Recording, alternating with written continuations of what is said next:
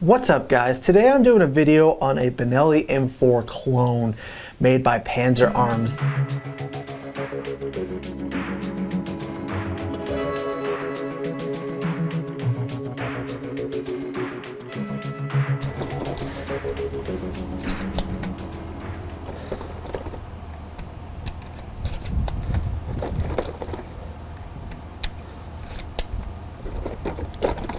Yeah, it does hold 5. I don't know what the hell I was thinking.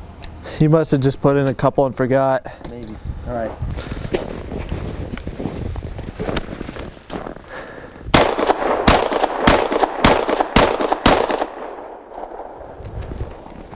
A lot more fun when it shoots. Yeah. So my first range trip with this was actually in the middle of a blizzard. Everyone was telling me that I should go home because we had a lot of snow, but I didn't care and I ended up going to the range anyways, and this gun did not perform. I took out some kind of weak shotgun shells, some number 8s, and it really wasn't working. Basically what was happening was the bolt would cycle back enough that sometimes it would eject the shell, but it would not make the lifter come up. So if it comes back this far, you can see the lifter doesn't come up.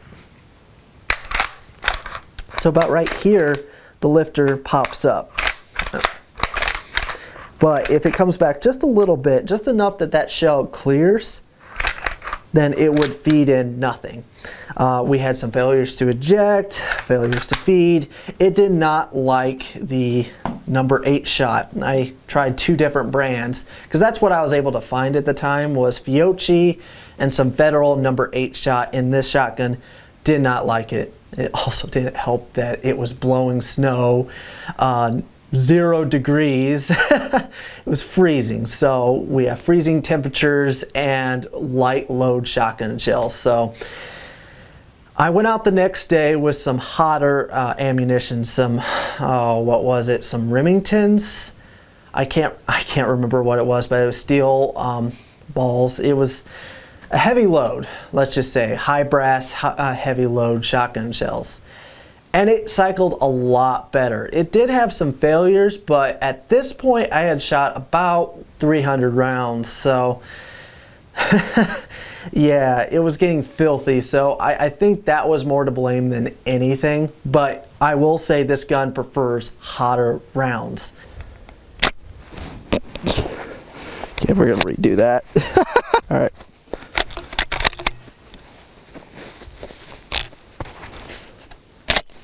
There we go.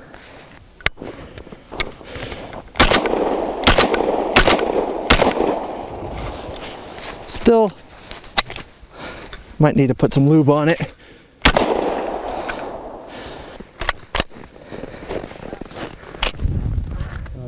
That's weird. Huh.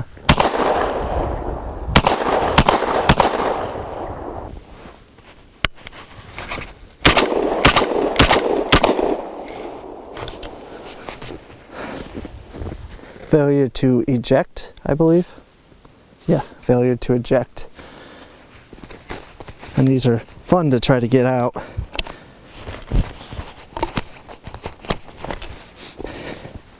Push this button, which allows it to lock, which it already has.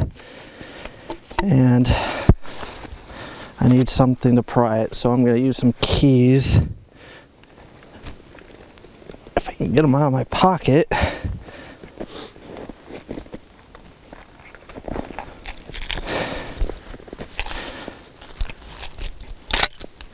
Well, that's something. That's a tactical key. Alright. I'll just keep my glove off this time and just shoot these. Alright. The really cool thing is this is compatible with Benelli parts, so at some point I'd like to replace that with, I'm guessing, a solid stock. I've been looking at their collapsible stocks. I think they look amazing on these shotguns, but if you know anything about 922R compliance, you have to replace a whole bunch of parts with US made parts, like the trigger, the mag tube, follower, there's a whole bunch of parts. I'm not a lawyer, so if you're looking into it, definitely there's some really good videos addressing this. But in order to get a collapsible stock on it, I'd have to replace a whole bunch of internal parts. So I'm not sure if I want to do that, especially since the collapsible is so expensive. So, but I'm going to change that out with something. I can always do a solid stock and be done with it, and it would look more the part. Another thing is the bolt is kind of a bare metal. I'm not a big fan of this. I would prefer it if it was black or gold. The gold one looks really cool. One thing I really do like about this shotgun that they did was they enlarged the trigger guard. So when I went and shot it, it was really cold and I was wearing gloves. That enlarged trigger guard is so nice to be able to get your glove finger into it. And plus, this trigger is actually a phenomenal trigger, around 3 pounds. It's a very clean trigger. And I was kind of worried about jamming a glove finger in there and accidentally pulling the trigger. Luckily, that thing is enlarged enough that I never had any problems with that. So I really do like that they enlarged the trigger guard on this shotgun. But if I would change anything, I would change the bolt and the stock to Benelli parts.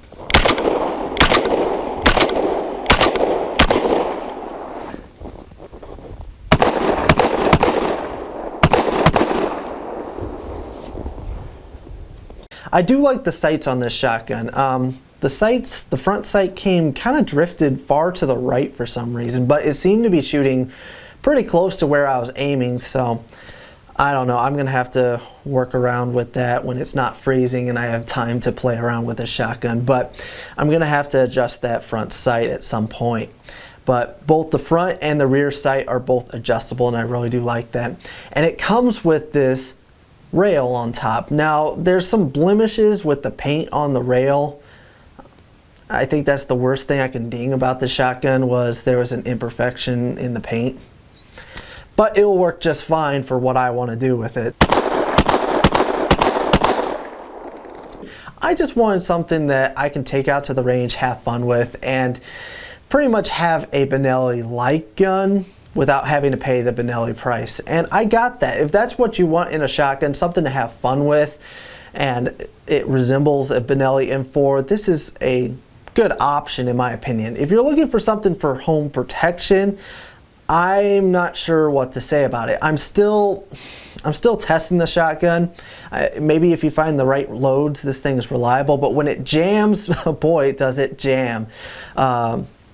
You'll have shells get stuck inside the chamber. You'll get shells not ejecting properly. When it jams, it takes some conscious effort to clear the jam. So that's not something I would want in a home protection round or a home protection shotgun.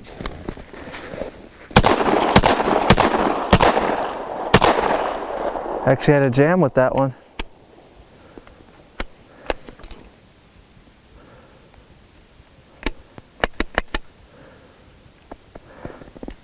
I don't know. But it has its quirks.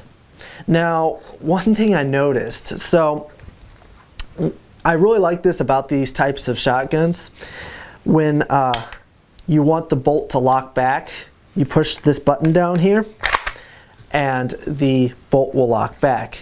Then you hit this button, the bolt will go forward. Now, after you've done this, the bolt is free to move back and forth until you hit this button and it locks back, or until you're shooting it and it runs dry, then it'll lock back. But one weird little quirk I noticed about this shotgun is if you ride the bolt.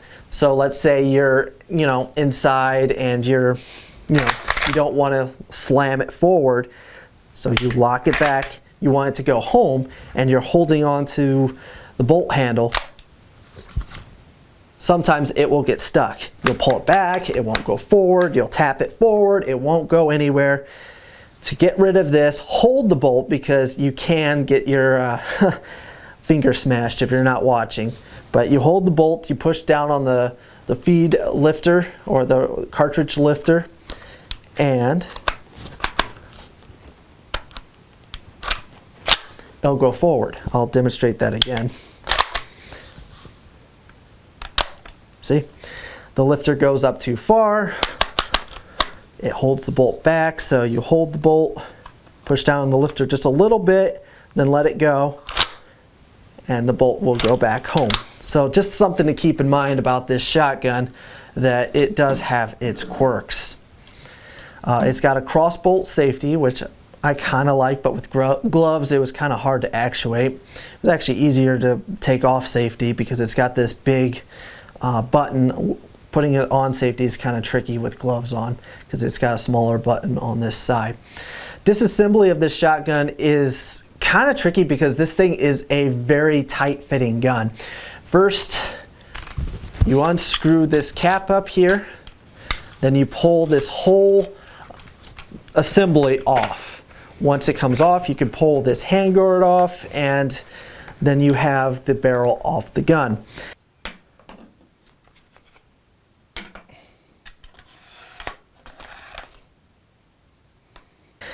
Now this is hard to demonstrate on camera, so I'm not going to, but you pull this charging handle out and this bolt will come right out.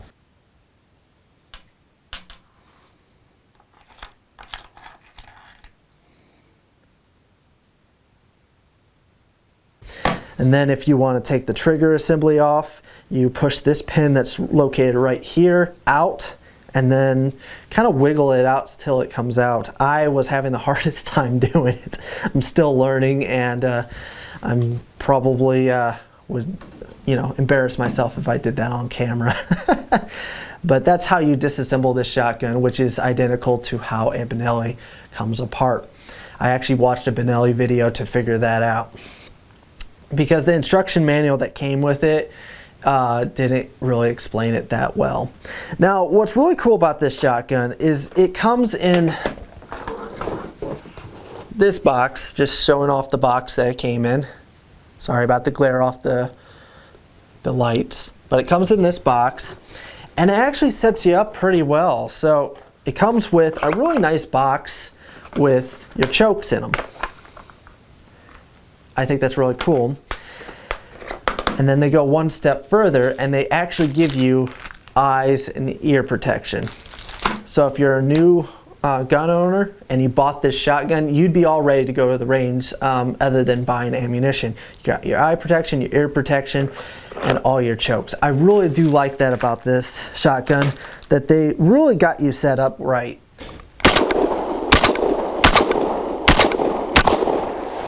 So I really do like this shotgun. I wouldn't recommend it if you're looking for something for home protection. There's a lot of guns that I would put over this, but if you're looking for a Benelli M4 clone that you can have fun with, I think this would be a fun option.